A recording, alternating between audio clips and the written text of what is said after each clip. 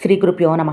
నిత్య పూజలో ఎలాంటి విగ్రహాలను పెట్టవచ్చు అంటే బంగారం, వెండి, ఇత్తడి, కంచు లోహాలతో తయారు చేయబడిన విగ్రహాలను నిత్య పూజలో పెట్టవచ్చు. అయితే విగ్రహాలు బొటనవేలు కన్నా పెద్దవిగా ఉండరాదు. రాగితో చేసిన గణపతి విగ్రహాన్ని మాత్రమే పూజించాలి.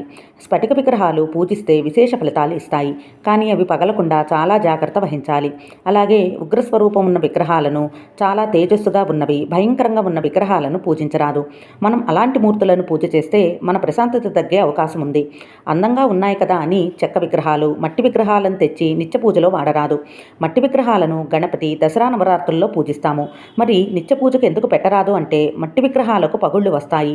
అందుకే కేవలం నవరాత్రుల్లో పూజించి ఉద్వాసన చెప్పి నిమజ్జనం చేస్తామే కానీ ఎక్కువ కాలం పూజ చేయలేము.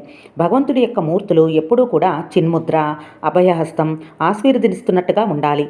అలాంటి విగ్రహాలను పూజ చేస్తే మనకి ఎక్కడలేని ప్రశాంతత, ధైర్యం లభిస్తాయి. శ్రీమాత్రే నమః.